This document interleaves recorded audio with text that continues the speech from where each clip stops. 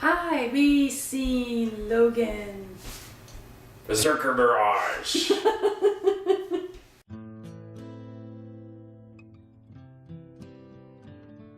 Obviously, I'm not in my usual setting here. I'm back in Alberta. So we just seen Logan and wow. I'm just so glad. I mean, I know Deathpool was the first Marvel movie to be rated R, but I really hope they keep doing this because it just allows them to take basically tell a very mature story. Yeah. And not hold back. This was kind of long overdue, and just a slight correction. There were other Marvel R-rated films, like The Punisher, but Yes. but this is the first R-rated film in the X-Men universe. And I think one of the biggest lessons to learn from this film is how to properly make a Wolverine film, because when you have a character that has claws of adamantium that can cut through anything, like a hot knife like Butler, then there's a certain amount of gore to be expected, but there was never really a movie in which they could really let loose when it came to Wolverine. But with regards to Wolverine's swan song, in terms of his final film in this X-Men universe, they actually did a really good job of actually allowing him to let loose, because this film is very much deserving of its hard R rating. Yes, it's very, very violent. Holy hell. I mean, now, it's nothing I haven't seen before, right? But I mean, if you're the kind of person that's just so used to the PG-rated X-Men films, this might be a bit of a shock to you, but to those people I say, why should you? Because Wolverine is, by nature, a very violent person. And it makes me wish that the other X-Men movies could have went as far as this one, especially with all the powers that the other mutants had. And I understand there's other Marvel films that could never go with the R-rated because they're more from the field of camp. But X-Men I found to be more mature storyline that sure camp can kind of work. But no, I really love the direction that Marvel movies in general are going. I hope it stay this way. But Logan, as a movie, is really good. Unfortunately, the story seemed a little slow-paced at times. Like, I found it started great, slowed down, it picked up, but like it's going up and down, up and down. So if you're looking for a non-stop action-packed adventure, you're not going to get that from this. But I think it's actually a good thing though, because Logan isn't just a clothing the bits kind of person. He's actually a complex character, and this movie just reveals more of that complexity. I find. I think one of the biggest things, with regards to this comic book movie is that, one thing you don't see, especially, out of a lot of Marvel films, is that, you don't really see a sense of prettiness or realism, in a sense that, there are some very harsh life consequences that come with the choices you make, because usually most comic book movies, there's always a specific formula that they have to follow. But one of the strongest attributes of this movie is that it doesn't baby step you through things like this is a very harsh world that Logan has had to endure, because there are a lot of bad things that happen in this movie, and basically in this movie mutants cease to exist for the most part. There are very few of them left just because of past events. And the thing is that this film is not afraid to show Wolverine, who's often considered just a character full of rage, but this character has literally been beaten down physically and emotionally to the point that he just has no motivation to do anything anymore until this new priority comes up in his life with the character of X-23. Which brings a side of humanism to Wolverine that we don't often see in a lot of the films that he's been showcased so far. Yeah, people have read the comics or even watched a lot of the X-Men animated, the 90s animated series. A lot of this shouldn't surprise people. There's very few mutants left. A lot of them are dead. So Logan does have this sense of feeling more alone.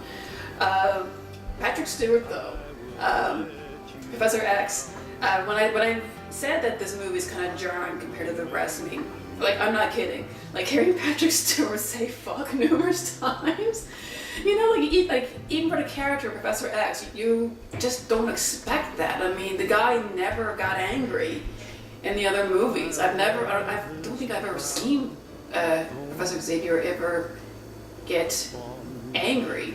And the only other time he said, you know, fuck off was in Days of Future Past. Yeah. But that was the young version. That's a bit different. X-23. I don't recall the name of the girl. Laura. Well, the girl who portrays her, the actress. No, I'm not. Well, I think she did pretty well. Like, she's silent for the most part, and you know,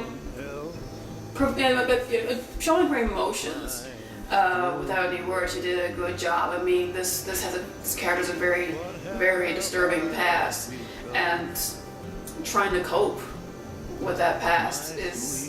I thought she did a good job for this silent character, trying to learn things around her. The villain, he's obsessive, trying to get X-23 back, but man, like, he pulls no punches. And I'll admit, like, as the film was going along, I didn't really know where it was going most of the time. Like, basically, it felt like a road trip kind of movie, as odd as that sounds. They're being chased by this fella who wants to get X-23 back, but okay, like, I just couldn't quite pinpoint where it was exactly going. They gotta go somewhere. That was probably like the weakest aspect of the film, is that yes, it had a few, you know, it did have a few villains, but none that really stood out, because, you know, when you think of Wolverine, you know, you think the main villain as someone as memorable, you know, as Sabretooth, yeah. or, you know, Omega Red, or you know, villains like that. You know, with this movie, you had a combination of a few villains. You had the Reavers, you had X-24, the Wolverine look-alike, and then you had the scientists. But the villains weren't really necessarily memorable. They just simply existed just to push the story along. You know, there were some scenes of, like, some short, some very witty dialogue, you know, between the main Reaver and, you know, Hugh Jackman, but. You know, with regards to the rogue gallery of villains, you know, it's a little on the light side. It's not as strong as compared to other entries, you know, in the X-Men film universe. So that was probably ultimately one of the weakest aspects of the story. And in a way, kind of made it more simplistic. The whole point of, you know, they just exist to, okay, girl is missing. They want to get the girl. Let's chase this guy to get the girl back. I think, you know, for someone as complex as Logan, I think I would have liked something more complex than chasing them across the country, because that's all it felt like. And I was hoping for more, which I guess for the whole, you know, me thinking, okay, we're just going because going, you know, it's gonna be more than this, right?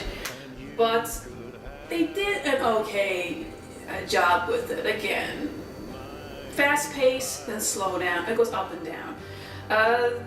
I'm not going to give anything away with the ending, but I thought it was really good. It was one of those endings that the whole theater was just silent.